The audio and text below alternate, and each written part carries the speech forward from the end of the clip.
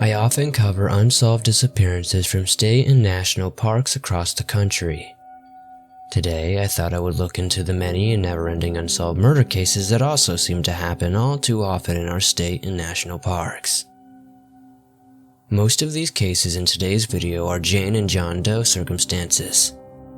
If you guys have any cases or stories you would like to submit or suggest, please be sure to do so at swamdweller.net or the email you can find in the description down below. Now, let's get into these unsolved murder cases.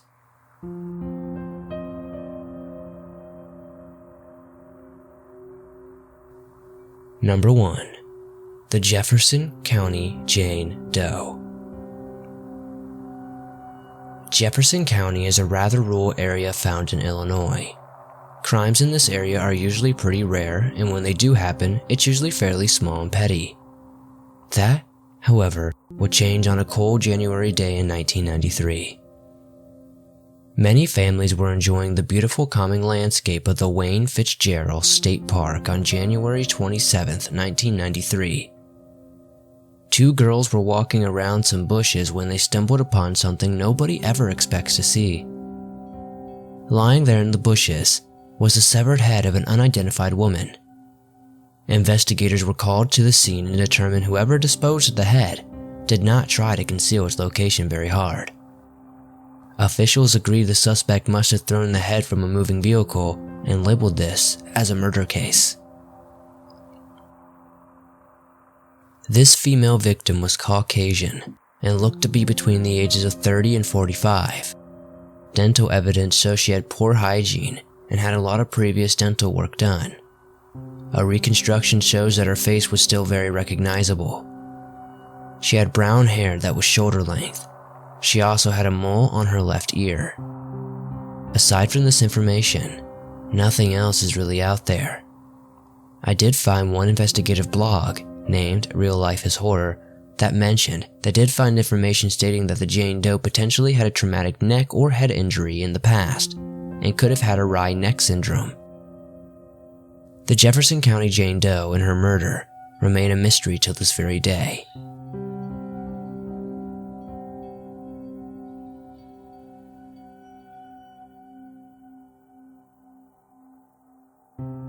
Number 2.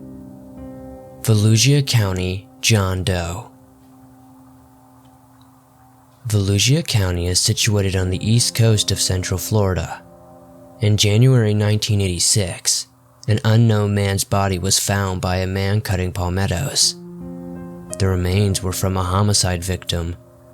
No one knew how long he had been there for. Here are all the details we do know though. The man was found on January 18, 1986 in a dense woodland area located inside the Bulow Creek State Park. He was found roughly 4 miles from the entrance of the park.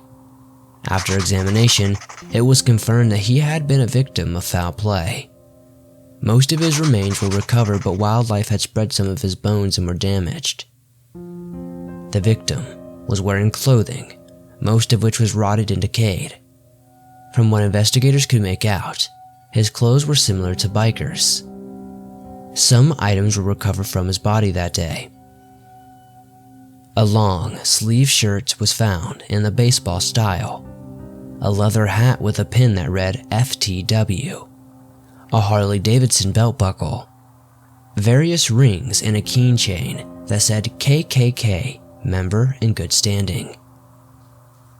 A forensic artist from the University of South Florida drew up an updated facial reconstruction in hopes someone might recognize him after all these years. The man is thought to be a white male, somewhere between the ages of 20 to 35 years old. He is about 5 feet 9 inches tall. He has a pretty bad overbite and was thought to have been affiliated with some sort of biker gang. This man has never been identified.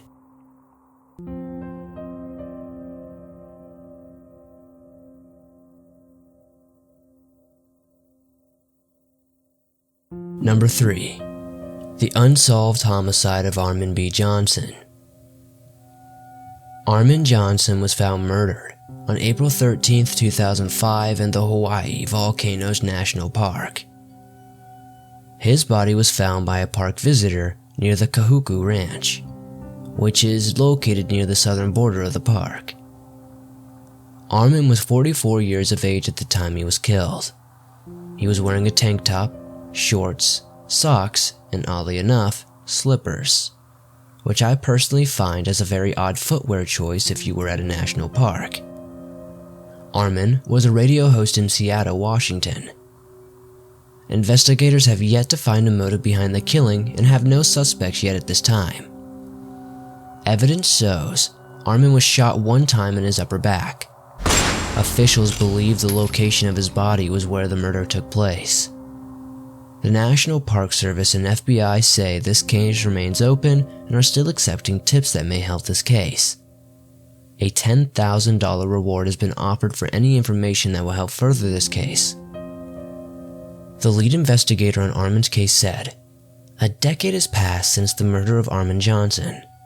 We are hoping that the passage of time may embolden the witness to come forward and tell us the truth about how and why this tragic act of violence occurred.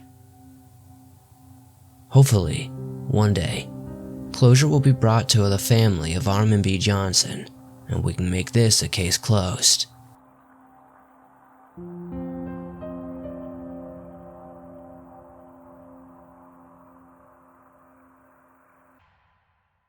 Number 4. The Case of the Missing Baby Doe. On January 28, 2012, a young boy who was playing behind his mother's house discovered the skull of a child in Lot 47 of Brookhaven Trailer Park in Opelika, Alabama. 911 was called and authorities arrived on the scene almost immediately. When authorities scoured the area for evidence, they found more remains approximately 50 to 75 feet away from where the skull was found. Authorities located the lower jawbone, a small amount of hair, several other bones, and bone fragments. Investigators say that the location of the trailer park is a place that an Opelika local would be familiar with, not a place that an outsider would happen to stumble upon. The child was determined to be an African American female. The medical examiner estimated that she had been deceased for 8 months to 2 years, placing her death between 2010 and 2012. Her death was ruled a homicide, though the cause of death was never released. The girl had medium-length black hair that was styled in small, tight curls. A long-sleeve pink shirt with harp-shaped buttons and ruffles along the neckline were recovered about 50 feet away from her remains. She was estimated to be between 4 and 7 years old. Due to her state of decomposition, her height, weight, and eye color were unable to be established. An anthropological assessment from the National Center for Missing and Exploited Children revealed that testing showed Jane Doe was extremely malnourished due to neglect and had more than likely suffered abuse during her short life. Tests showed that she suffered extensive bone injuries and damage to her left eye. In 2016, the Opelika Police Department held a press conference where they stated that she might have had poor hygiene or appeared sickly. As a result of malnourishment, her teeth were underdeveloped and might have given the appearance of being smaller than normal, as well as out of place on her face. A 2017 isotope test revealed that Jane Doe spent most of her life in the southeast of the U.S., likely Alabama, or one of the surrounding states. In 2016, after releasing new facial reconstruction images, the Opelika Police Department received their biggest lead since Jane Doe's remains were discovered. Officials received 3 photos of a child from an Alabama woman. The photos were taken in 2011 at a vacation Bible school at Greater Peace Church in Opelika. The woman who showed the photos to investigators was a teacher at the Bible school during the summer of 2011. After viewing the facial reconstruction images, the teacher recalled a particular female child between the ages of 4 and 5 years old that bore a strong resemblance to the composites. According to the teacher, the child had an unkempt appearance and had trouble communicating with other children, reinforcing the investigators' belief that Jane Doe was sheltered for most of her life. The girl pictured, like Jane Doe, also had a visible deformity in her left eye and was possibly blind in that eye. The teacher could not, unfortunately, recall the child's name. Any attempts to identify the child through school records, employees, churchgoers, and community members were unsuccessful. Many vacation Bible school programs advertise free programming and also have an open-door policy that allow any child inside with or without parental supervision. In addition, for some vacation Bible schools, there isn't a registration or sign-in book. The Opelika Police Department is heavily invested in Jane Doe's case, often referring to her as our baby Doe. Though authorities have made every attempt to identify Jane Doe, 7 years have went by without any resolution. The Opelika Police Department have urged the public to help identify Jane Doe. Mayor Gary Fuller stated, "It's difficult for me to believe that no one has come forward about this little girl. We don't know where the child was from or how she came to be in the location where she was found. To say the least, it has been a gut-wrenching case for the fine officers of the Opelika Police Department. We're certainly not giving up, and hopefully one day someone will share information that will help solve this." As of today, both Jane Doe and the child pictured remain unidentified.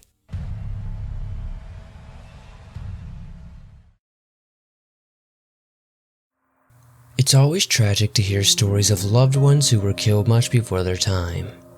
I can only imagine how it must feel to see your loved one in the morning all fine and dandy, to never see them again because of someone else's choices.